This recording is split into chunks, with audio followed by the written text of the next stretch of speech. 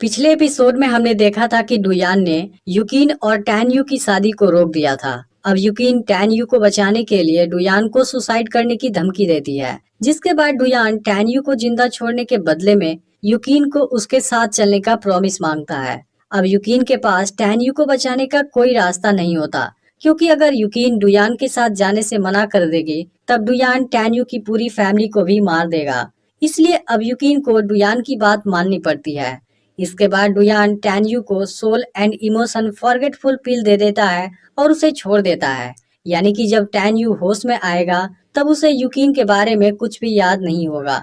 यह जानकर युकिन बहुत दुखी हो जाती है, लेकिन अब वह कुछ भी नहीं कर पाती और बेहोश हो जाती है। इसके बाद डुयान सभी को वार्निंग देता है कि अगर आज के बाद किसी ने भी युकिन का जिक्र किया तब वह पूरे वेन्यू सिटी को बर्बाद कर देगा। यह सुनते ही सब डर जाते हैं और उसकी बात मान जाते हैं, जिसके बाद डुयान युकिन को अपने साथ लेकर वहां से चला जाता है। अब टैन्यू भी बेहोश पड़ा होता है और होश में आने के बाद उसे युकिन के बारे में कुछ भी याद नहीं होता। जब वो अपने पेरेंट्स को दुखी देखता है तब कहता है कि आपको घबराने की कोई जरूरत नहीं है। 1 महीने बाद मैं लियू और सीतू फैमिली दोनों को देख लूंगा। इसके बाद टैन्यू मेडिटेशन करने के लिए पवेलियन में आ जाता है।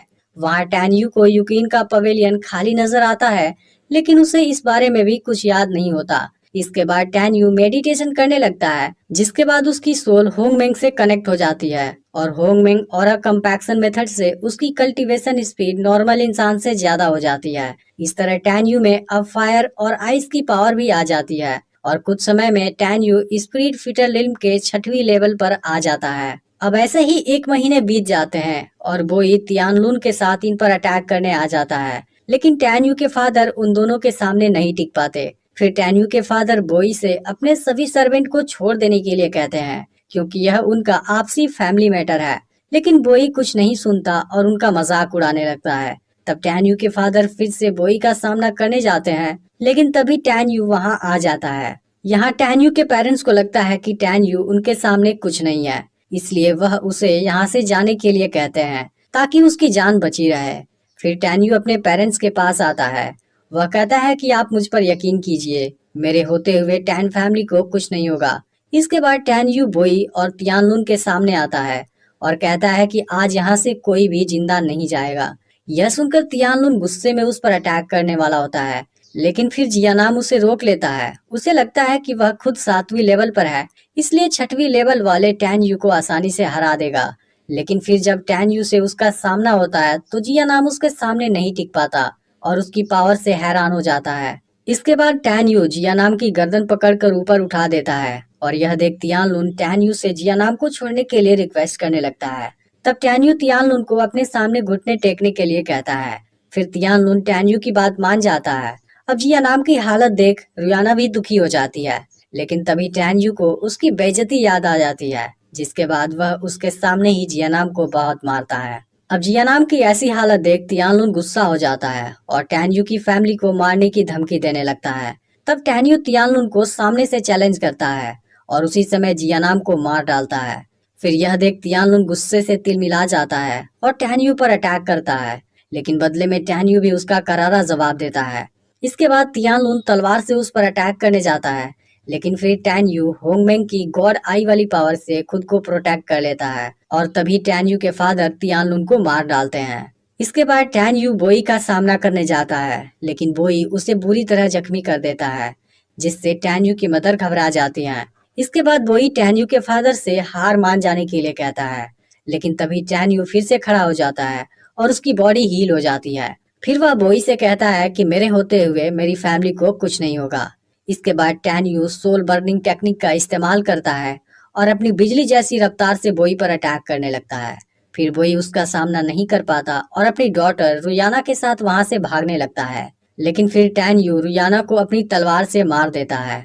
वहीं बोई भी ज्यादा समय तक नहीं भाग पाता और टैन्यू उसे पकड़कर बहुत मारता है, जिसे देख सिटी के लोग हैरान हो जाते हैं। इसके बाद टैन्यू के फादर बोई को जान से मारने के लिए कहते हैं, जिस पर बोई कहता है कि अब मेरा बेटा हुआंगफू सेक्ट का मेंबर बन चुका है, इसलिए वापस आने पर वह तुम्हारी पूरी फैमिली को खत्म कर देगा। बोई अपनी जान बचाने के लिए उनके सामने गिड़गिड़ाने लगता है। फिर टैन्यू की मदर उसे छोड़ देने के लिए बोलती हैं, क्योंकि वह बोई के बेटे से थोड़ी घबरा गई थी। लेकिन टैन यू को इस बात से कोई फर्क नहीं पड़ता और वह उसे वहीं मार देता है। यह नजारा देख सभी लोग बात करते हैं कि वोई का बेटा वापस आने के बाद इनको नहीं छोड़ेगा। इस दौरान टैन यू थोड़ा सा जख्मी हो गया था, इसलिए टैन यू की मदर उसे हील करने के लिए बाई को बुलाने वाली होती है, लेकिन टैन यू बताता है कि मैं खुद को हील कर सकता हूँ। अब टैन यू को भी रियलाइज हो जाता है कि बोई का बेटा रुलोंग वापस आकर अपना बदला जरूर लेगा, इसलिए टैन यू भी हुआंगफू सेक्ट का मेंबर बनने का डिसाइड करता है, क्योंकि अभी कुछ समय बाद यूजिंग सिटी में इसकी रिक्रूटमेंट होने वाली है। यह सुनकर टैन यू की मदर घबरा जाती हैं, क्योंकि उसकी सिलेक्शन प्रोसेस के दौरान ही काफी लोगों की जान चली जाती है। तब टैन यू अपनी मदर को समझाता है और फाइनली उनको मना लेता है। इसके बाद टैन यू अपने फादर की राय मांगता है। तब उसके फादर बताते हैं कि हुआंगफू सेक्ट हर सिटी में से केवल एक जीनियस को सेलेक्ट करता है और वहां पर हारने वाले को अपनी जान भी गंवानी पड़ती है। इसलिए टैन यू के फादर इस बारे में उसे फिर से सोचने के लिए कहते हैं, लेकिन टैन यू बहुत पहले ही डिसाइड कर चुका होता है। तब उसके पेरेंट्स उसे ब्लड स्पिरिट लॉयन देते हैं, जो इसे वहां तक ले जाएगा। इसके अलावा टैन यू की मदर उसे 10,000 स्पिरिट कॉइन्स देती हैं, जिसे वह सेक्ट के अंदर यूज कर सकता है। फिर लास्ट में टैन यू के फादर उसे अपनी तलवार दे देते हैं। इसके बाद टैन यू अपने पेरेंट्स का आशीर्वाद लेता है और ब्लड स्पिरिट लाइन पर अपनी जर्नी के लिए निकल जाता है। इस दौरान टैन यू अपनी स्पिरिट की एक और लेवल को बढ़ा लेता है और 7वें लेवल पर आ जाता है, जिसकी मदद से वह 9वीं लेवल तक के दुश्मनों को भी हरा सकता है। अब फाइनली कुछ दिनों के बाद टैन यू उस जगह पर आ जाता है जहां पर हुआंगफू सेक्ट के लिए कंपटीशन होने वाला है। इसके कुछ समय बाद वहां पर हुआंगफू सेक्ट की एक मैसेंजर आ जाती है, जो दिखने में एक परी के जैसी खूबसूरत होती है और वही यहाँ आए हुए कैंडिडेट्स का टेस्ट लेने वाली है। उसे देखने के बाद टैन यू भी उसके बारे में सोचने लगता है। असल में इस मैसेंजर का नाम मेंगई होता है और सिटी का मेयर उसका वेलकम करता है। फिर मेंगई सभी को बता देती है कि यह कंपटीशन केवल एक राउंड का होगा और इसमें जो लास्ट तक बना रहेगा वह हुआंगफू का मेंबर बनने के लिए क्वालिफाई कर जाएगा। इसके अलावा मेंगई सभी को वार्निंग भी देती है कि हुआंगफू का मेंबर बनने के लिए एक भारी कीमत चुकाना पड़ता है, इसलिए अगर कोई चाहे तो पीछे हट सकता है। लेकिन वहां आए हुए सभी स्टूडेंट्स कंपटीशन के लिए रेडी हो जाते हैं। इसके बाद मेंगई इनके सामने आइस फायर स्पिरिट टाइगर को उतार देती है और वार्निंग देती है कि इस दौरान कोई भी वेपन यूज नहीं करना है। इसके बाद कंपटीशन शुरू होता है और आइस फायर स्पिरिट टाइगर सभी के ऊपर आइस फायर का प्रेशर बरसाने लगता है। अब यहाँ मौजूद लोग इस सिटी के 2 यंग मास्टर के बारे में बात करने लगते हैं, जो इस स्पिरिट फीटर रिल्म के 9वीं लेवल पर हैं। तभी इनका ध्यान टैन यू पर जाता है, लेकिन इनको नहीं लगता कि वह इसे क्वालिफाई कर पाएगा। अब कुछ समय के बाद बहुत सारे कैंडिडेट्स हार मान जाते हैं। इसके बाद टाइगर आइस फायर की पावर और बढ़ा देता है, जिसमें अब केवल 4 कैंडिडेट्स बचे होते हैं। फिर सिटी के दोनों यंग मास्टर अपनी स्पिरिचुअल पावर से इसका सामना करने लगते हैं। वहीं टैन यू को इस बात से ज्यादा फर्क नहीं पड़ता, क्योंकि उसके अंदर खुद होंगमेंग की आइस फायर स्पिरिट है, जो किसी भी आइस फायर स्पिरिट का मुकाबला कर सकती है। अब मेंगई भी हैरान हो जाती है, क्योंकि इतने प्रेशर में 7वीं लेवल वाले स्पिरिट फीटर रिल्म का टिक पाना नामुमकिन है। तो इसका अगला पार्ट भी बहुत ही जल्द अपलोड होगा, तो इसलिए चैनल को सब्सक्राइब करके नोटिफिकेशन को ऑल पर सेट कर लेना।